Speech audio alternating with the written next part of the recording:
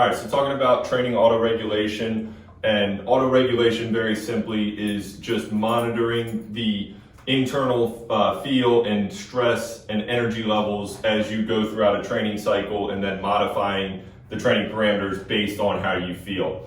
Obviously, this is a very intuitive and novel way of going about training. I think something that misses a lot of just the general population or athletes who aren't really receiving top-end training instruction or coaching is that training is not binary. You're not religiously living by an Excel sheet or by whatever app or whatnot. You're always modifying things based on what you need or how you feel at the time. That's perfectly fine. In fact, in my opinion, it's the absolute optimum way to go about training. But nevertheless, the first step in all of this is establishing a daily readiness assessment. And whether you just use an old-fashioned, old-school RPE method, or you have some sort of device or tracker or software. I mean, there are no shortage of those these days, but irrespective of whichever you rely on or prefer, it's important that you establish your personal baseline or norm on your day-to-day or week-to-week basis.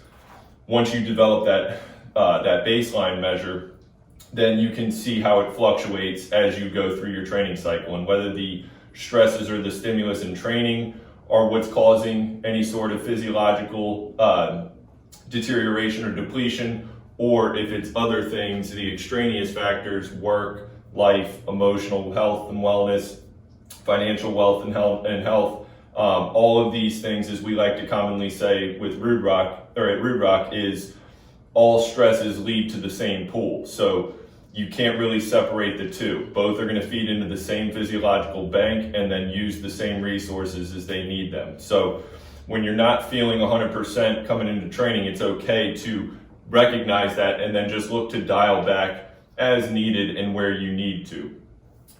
Another common saying that I'll use often is live to lift another day. So a big part of this is maintaining a positive relationship with training. And I think that's something that also gets overlooked, where we go through 3 or 4 or 5 week stretches where, yes, you physically pull yourself to the gym and you go through the motions so that you can walk out and say that you did 45 minutes at the gym. And credit to you for your persistence, but at the same time, this should not be such an arduous task, and it shouldn't be something that you have to constantly convince yourself or manipulate yourself into doing. So I would recognize what's the limiting factor. Why do you feel the way you feel? Why is there a disdain relationship or a disconnect with your training? And then what can you do about it to manage those factors or to improve the total situation, right? Taking all of that into consideration, with autoregulation, all you're doing is, again, creating your own checks and balances. On days that you feel like you're at a 7 or above, get after it. I know for me personally, I would say that my daily baseline on any given day is right around a 7 or an 8. So if nothing negative or outside of norm is occurring in my world, I can normally train at a pretty high level.